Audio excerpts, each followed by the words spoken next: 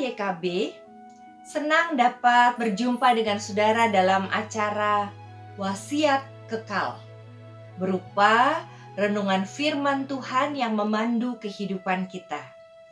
Saya Pendeta Riani Josephine Suharja dari GKI Pondok Indah, Jakarta. Renungan kita hari ini, Selasa 31 Agustus 2021, berjudul Berhati-hatilah mengarahkan hati. Didasarkan pada Ulangan 4 ayat 15 sampai 20. Namun pusat renungan kita pada hari ini adalah dari Ulangan 4 ayat 15. Demikian firman Tuhan, hati-hatilah sekali. Saya ulangi, hati-hatilah sekali. Saudara-saudara, kita tahu kuda delman atau andong itu mengenakan kacamata kuda.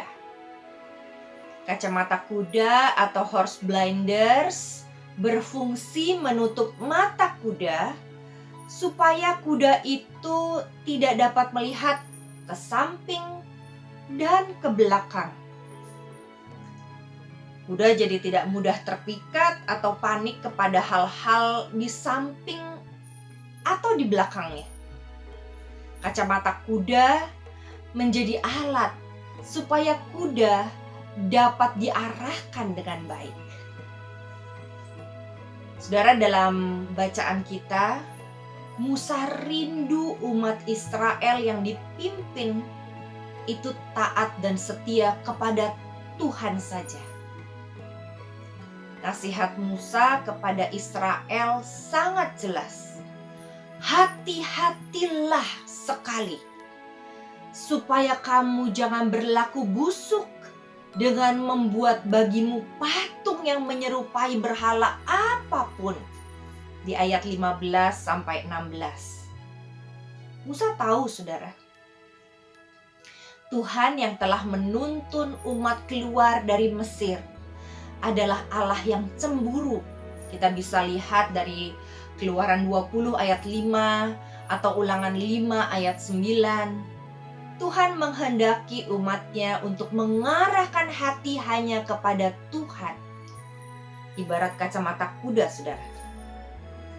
Oleh karena itu, dalam realitas kehidupan yang akan dijalani oleh umat, di tengah rupa-rupa tantangan dan godaan, umat Tuhan diminta untuk berhati-hati dan mengarahkan hatinya kepada Dia.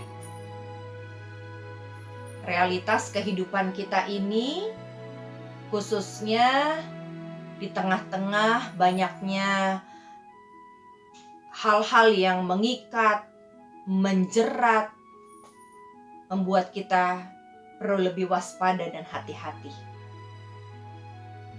Jika kita tidak berhati-hati, maka tidak mustahil umat pun akan terarah bukan kepada Tuhan, tetapi kepada yang lain. Kepada idola yang fana, kepada keinginan daging yang menyesatkan dan mengikat, yang menambah dosa atau jauhnya kita dari Tuhan. Jadi saudara, bagaimana cara kita berhati-hati dalam mengarahkan hati kita? Kita sadar, kita sungguh perlu bimbingan Roh Kudus yang mengingatkan agar kita eling dan waspada dalam perjalanan hidup ini. Biarlah Roh Kudus yang akan menerangi mata hati kita agar terarah kepada Tuhan. Mari kita berdoa. Bapa di dalam surga, kami berdoa biarlah kami semua belajar berhati-hati di tengah suara-suara hiruk-pikuk yang mengganggu kami untuk berkonsentrasi mengarah hanya kepada Kristus. Entah suara-suara yang secara hurufiah mengganggu konsentrasi kami untuk mendengarkan dan berbicara kepada Tuhan seperti yang kami dengar, tetapi juga suara hati kecil kami yang menyesatkan kami, sehingga kami mudah sekali untuk berbelok pikiran dan arah hidup. Kami berdoa ya Tuhan, biarlah renungan hari ini membuat kami lebih berjaga-jaga.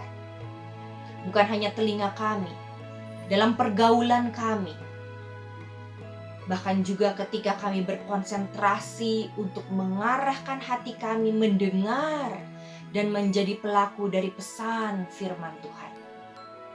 Terima kasih ya Bapa, ingatkan kami dengan lonceng yang bergetar di hati kami, supaya kami benar-benar tahu inilah suara Tuhan buat kami. Seperti bangsa Israel dan Musa juga belajar untuk terus mengarah kepada Kristus, kepada Allah yang kami kenal sebagai Kristus Tuhan kami.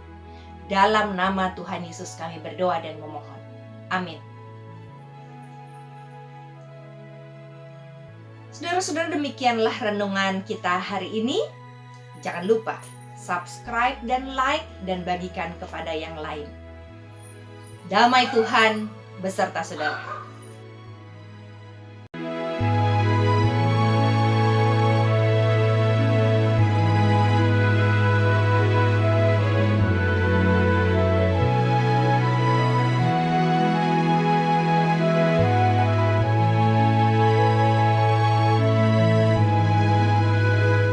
Sahabat, mari dukung pelayanan dan pekabaran Injil melalui YKB dengan membagikan link acara ini kepada sebanyak mungkin orang.